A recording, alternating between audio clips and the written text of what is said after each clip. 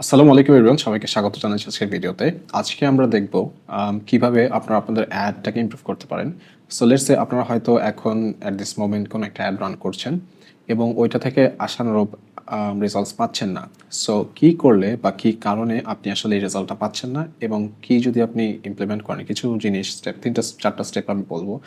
এই 3-4টা স্টেপ যদি আপনি ইমপ্লিমেন্ট করেন, you will get like really good results from your ads. So দেখে নিন যে এই মিস্টেক্সগুলো আপনি করছেন কিনা এবং এই মিস্টেকগুলো কীভাবে শুধরে নেওয়া যায় সেটা। হ্যাঁ, সো স্টেপ নাম্বার 1, প্রথমেই আপনাকে যেই কাজটা করতে হবে সেটা হচ্ছে আপনাকে আপনার অডিয়েন্সটা বুঝতে হবে। হ্যাঁ, আন্ডারস্ট্যান্ড দি অডিয়েন্স।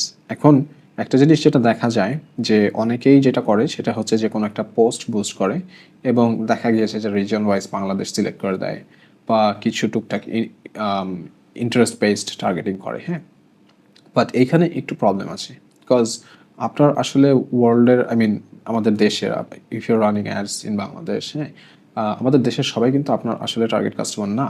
আপনাকে টার্গেট করতে হবে শুধুমাত্র তাদেরকেই যারা হচ্ছে যে আপনার টার্গেট অডিয়েন্স বা টার্গেট কাস্টমার, যারা আপনার কাছ থেকে কিনবে। বিকজ এর বাহিরে অন্যদেরকে আপনার অ্যাড দেখে কিন্তু খুব বেশি লাভ নেই। সো একটা যদি ক্যাপ বলি, বাংলাদেশে 45-50 ইজ দি আপার ক্যাপ। এর বাইরে যদি আপনি কাউকে অ্যাড দেখান, most probably they won't buy, কারণ তারা এখন ওইভাবে টেক স্যাভি না। তারা আসলে কোনো অ্যাড থেকে যে অ্যাকশন নিবে ওইটা তারা এখনো ওইভাবে ইউজ টু হয়নি। So 45-50 is the upper range, and bottom রেঞ্জে আপনি 18-20-তে যেতে পারেন depending on your product or service. হ্যাঁ, সো আপনার প্রোডাক্ট এবং সার্ভিসের উপর বেস করে আপনাকে খুব ক্লিয়ারলি ডিফাইন করতে হবে যে আপনার অডিয়েন্স কারা। এই জিনিসটা যদি আপনি ঠিকভাবে একবার ডিফাইন করে ফেলতে পারেন, এরপরে কিন্তু দেখবেন আপনার অ্যাড স্পেন্ড থেকে আপনি অনেক বেটার আউটপুটস অ্যান্ড রেজাল্টস পাচ্ছেন।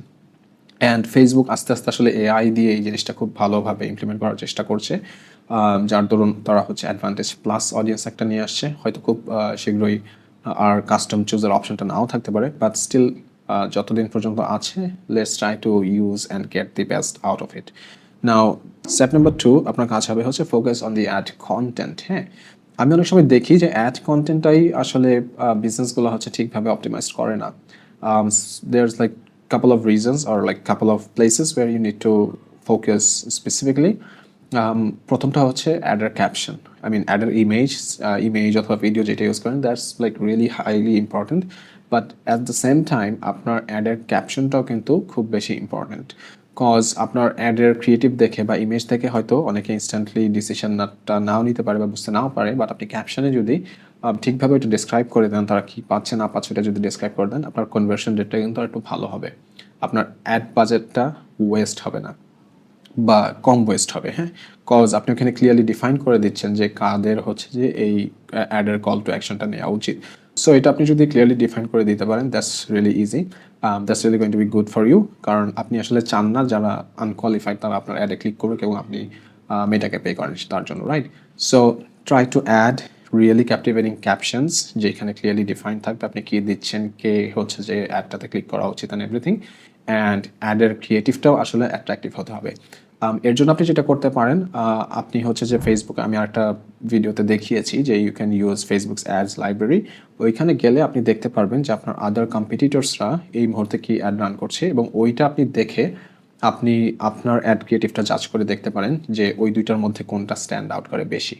Cause at the same time same নিশে কিন্তু মাল্টিপল বিজনেসেস হয়তো অ্যাড রান করবে এবং যারটা বেশি স্ট্যান্ড আউট করবে, যারটা বেশি ক্লিয়ারলি ডিসক্রিপটিভ হবে, যারটা বেশি অডিয়েন্সের সাথে অ্যালাইন করতে পারবে, সেই কিন্তু সেলটা পাবে।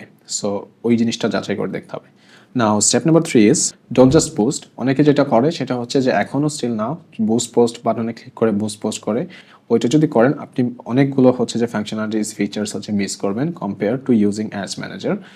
এই কারণে I highly suggest to not use boost post unless you want to get some likes or engagement on the post, যেটা আসলে খুব বেশি এফেক্ট করবে না। But if you use ads manager you will get a lot more tools functionalities to run the ads. আমি আসলে plan করছি in ডেপথে অ্যাডস ম্যানেজার নিয়ে ভিডিওস দেওয়ার জন্য এবং হোপফুলি খুব শীঘ্রই ইনশাল্লাহ দিব। So stay tuned for that. So step number 3, don't just post, use ads manager, use all the tools available at your disposal. And step number 4, use report and analytics. না, অনেকে যেটা করে সেটা হচ্ছে যে দিনের পর দিন অ্যাড রান করে যায়, পোস্ট করে যায়, পোস্ট করে যায়, but they don't actually track যে কি হচ্ছে, কারা হচ্ছে যে এনগেজ করছে, কাদেরকে আমি রিটার্গেট করতে পারি বা আদৌ কি রিটার্গেট করতে পারি কি না, where should I spend the most budget, কোন রিজনে বেশি যাচ্ছে, কোন জিওগ্রাফিক বেশি নিচ্ছে এবং কোন এজ গ্রুপ বেশি নিচ্ছে। এই জিনিসগুলো যদি আপনি একটু মনিটর করেন, আপনি কিন্তু আপনার টার্গেট অডিয়েন্সটাকে আরও ভালোভাবে ডিফাইন করতে পারবেন এবং আপনার অ্যাড বাজেট থেকে কিন্তু আরও বেটার আউটপুটস নিয়ে আসতে পারবেন।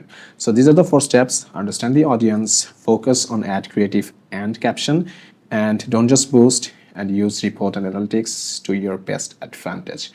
সো এই 4টা স্টেপ আপনারা অনুসরণ করেন এবং আপনাদের নিজেদের বিজনেসে নিজেদের অ্যাডে ইমপ্লিমেন্ট করেন, hopefully you will get much better results from your ad spends. এই হচ্ছে আজকের মতো, and I'll see you in the next one.